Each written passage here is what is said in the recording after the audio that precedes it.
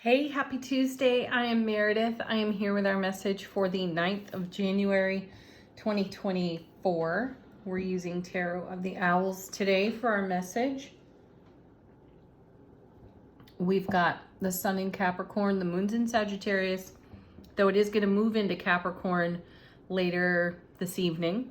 And we have Uranus in retrograde. Energy atmosphere, what's on offer to us? Our first card. Two Cups. You know, the last fair number of readings, I'm going to say 5, 6, potentially a little more.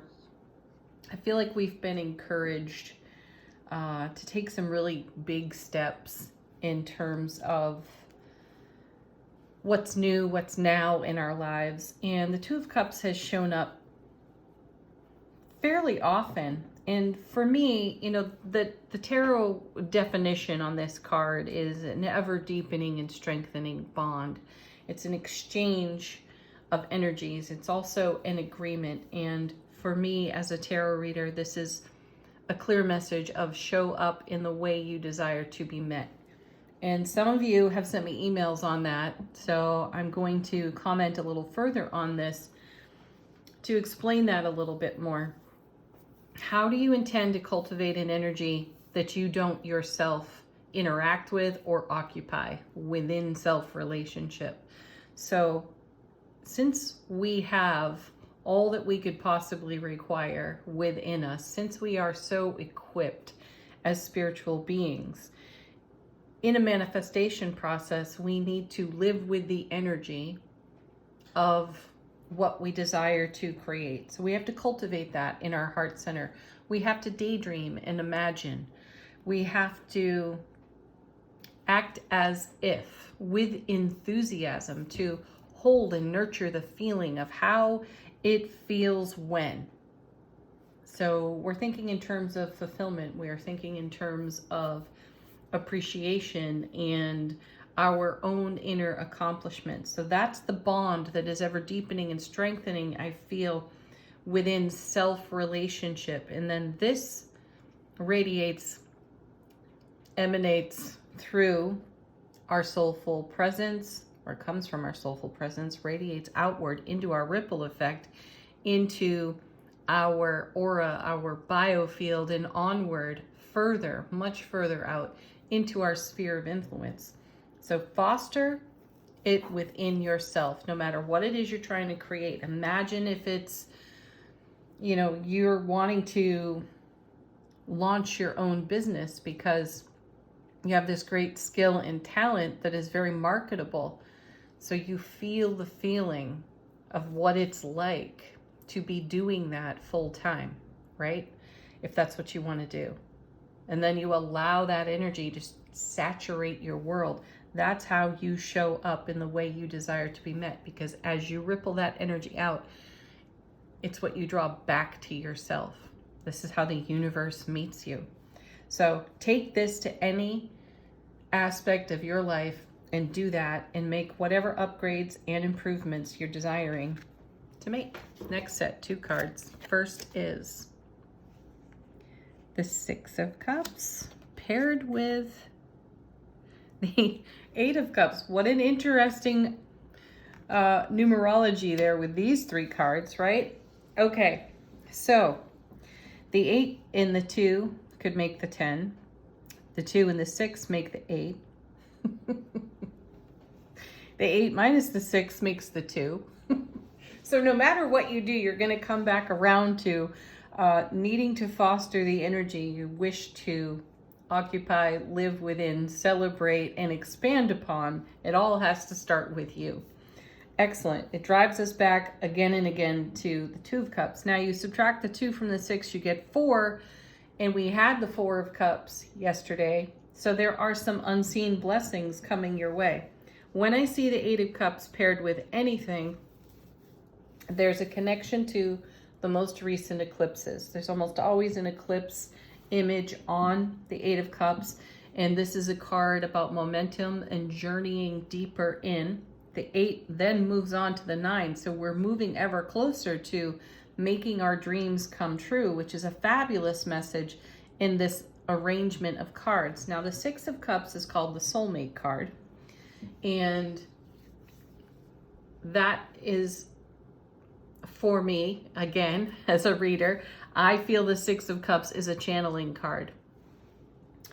It's an intuition card. You take it where it's most relevant to you. If you're in the soulmate realm right now and you are actively creating a soulmate relationship or participating within one, then you're making your dreams come true in that arena. We can't ignore the message about soulmates because we have the Two of Cups here, which is a bond between oneself and potentially another person.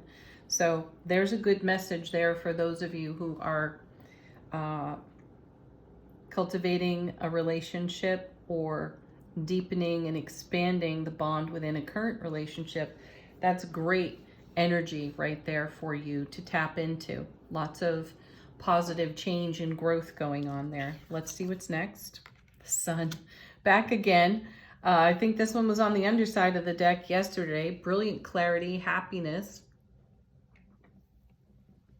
The very happiest card in tarot. So shining on what's going on over here. It's right in the middle of the reading, so it's going to have an effect on all the cards. I like, though, that we've got the Two of Cups, Six of Cups, Eight of Cups line up here, because with the Sun following all that, you're looking at success, the momentum of success in these cards.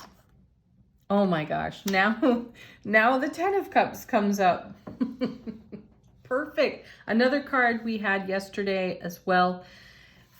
This is one of what I consider the happiest cards in tarot, sitting next to the Sun. That's amazing. That's the Ace of Cups to the power of 10. Love, bliss, joy, happiness on overflow. You all know this card and love it. Everyone's happy to see the Ten of Cups. You know, it's a great wave of happiness rolling through your life experience on your foundation. And look at the cards over here. Let's revisit them for a moment. They're leading up to this one. They're leading up to the Ten of Cups. And we're witnessing the success happen here with the Sun in the middle. Next we have the Two of Wands. Beautiful. Stepping through a gateway, crossing a threshold to a whole new world of opportunity and experience. And that's just the theme that's been evolving in these cards, is that we're upgrading. We're upgrading our frequency, our vibration, our intuition, our life experiences, the way we live, where we live, how we live, is shifting and changing into a greater sense of happiness and fulfillment according to these cards. Let's see what's on the bottom of the deck. What's not exactly obvious to us today in the energy atmosphere. We have the Fool. Sweet. A beginning, a new beginning, a fresh start.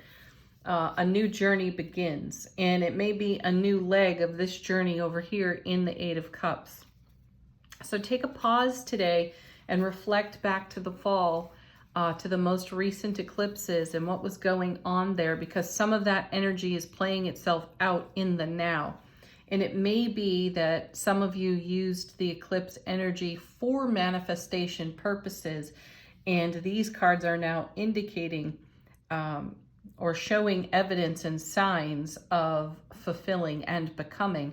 And here we are in this new journey with new experiences based on a foundation of love, bliss, happiness, and wonder, awe.